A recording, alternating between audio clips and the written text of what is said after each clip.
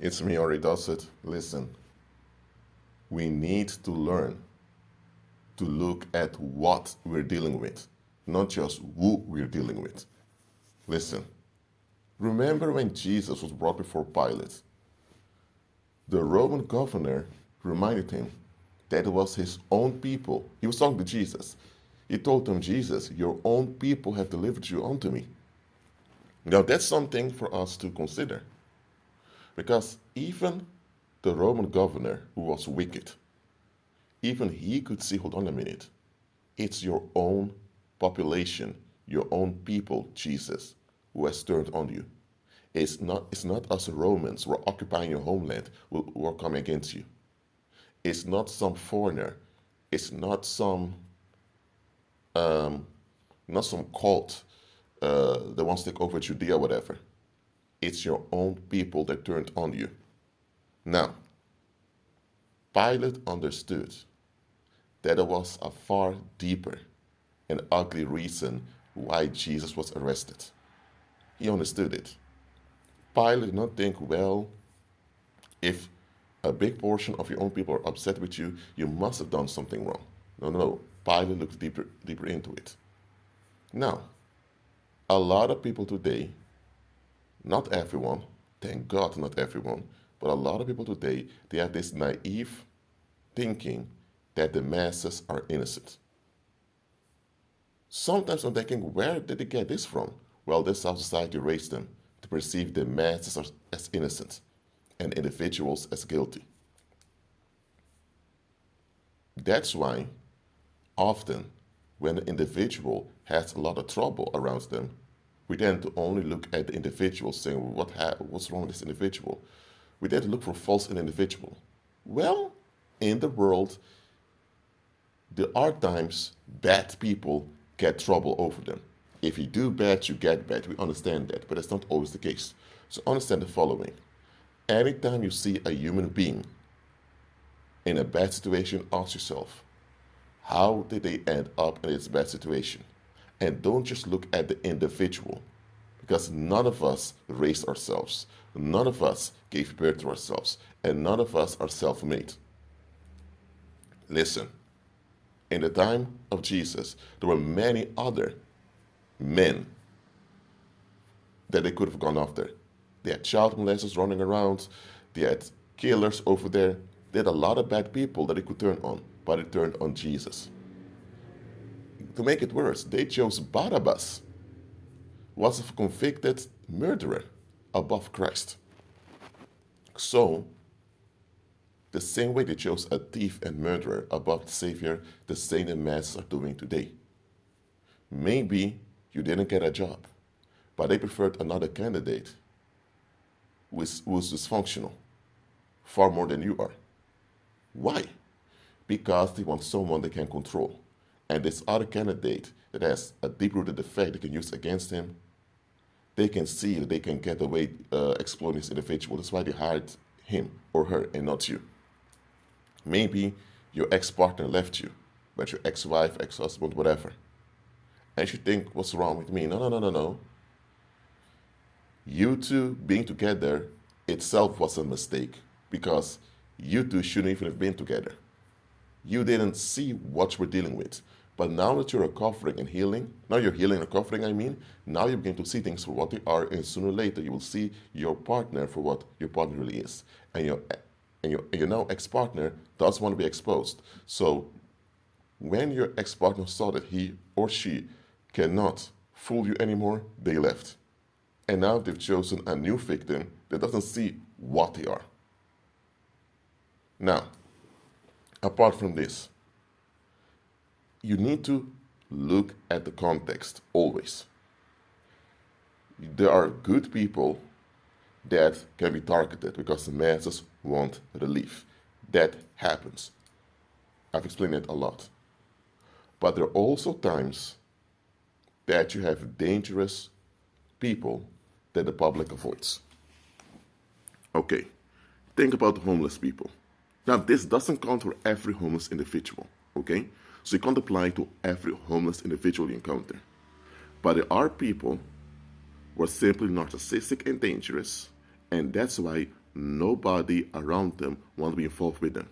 And that's why at some point in their lives, they crash and nobody was willing to help them because everyone behind the scenes knew this individual is risky and dangerous. And that's why they end up in the streets. And even though there are a lot of homeless shelters in the neighborhood or in the community where they can go to and get help, how come even the homeless shelters were professionals in dealing with homeless people and their psychological issues? How come even the homeless shelters don't want them? There was this case from the United States where there was this man that became homeless. He lost his job. He had a job with a high salary, but he got fired and he became homeless. An ex-colleague encountered him and thought, you know what, let me help you out. But here's the issue.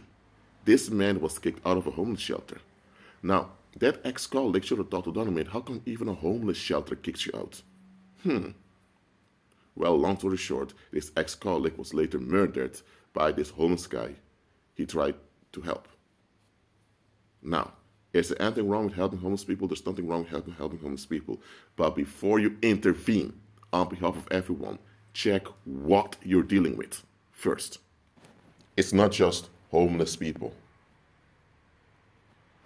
If someone is in a bad situation and the bad situation endures. Now, if someone is a believer and they are going through the deliverance and because they're under intense attack, that's one thing. But apart from that, if someone is not a believer breaking through, you need to question what's up with this individual. Because look, even if you are not a bad guy or a bad woman, if the masses want to target you, in the long run, there needs to be some darkness about you they can use against you. Now, they went after Jesus, and Jesus had no darkness, and it still continued. So, with those in the world, they have darkness. Maybe the darkness is that someone doesn't notice bad situations quickly. And this naivety is what people are using against them. So now you know what to address with this individual. Or maybe this individual was a bit antisocial and a bit neglectful towards others, and now others are using that as an excuse to blame that individual for how they feel. Now the individual is neglectful, so that's something they need to repent of. There's something that needs to be addressed. But of course, this individual is not going to tell you how they neglected other people and acted narcissistically. They're only going to tell you, oh, nobody wants to help me, people are so cruel, blah, blah, blah. They'll only tell you one side of the story that makes them look good. They won't tell you the whole side, the whole story, the whole history, so that you can see exactly what goes on. They'll tell you what they call the world their truth, not the truth. They won't tell you the objective facts, and they won't admit, you know what, I could have done better. But you know what, and they won't even show remorse, or and even if they were not wrong, even if they did nothing wrong, they could at least say, you know what, I did nothing wrong. I became an innocent victim. You know what? I don't want to remain an innocent victim. I want to learn how to recognize bad situations to become better. They don't even show a desire to be better off. Listen, before you intervene, check what you're dealing with. Yes, we should have empathy and compassion on other people. That's human and that's safe and sane. However, you should also have wisdom. You should also have natural intelligence when you're dealing with other people. Empathy without wisdom is stupidity. Let me repeat this. Empathy without wisdom is stupidity. Check what you are dealing with.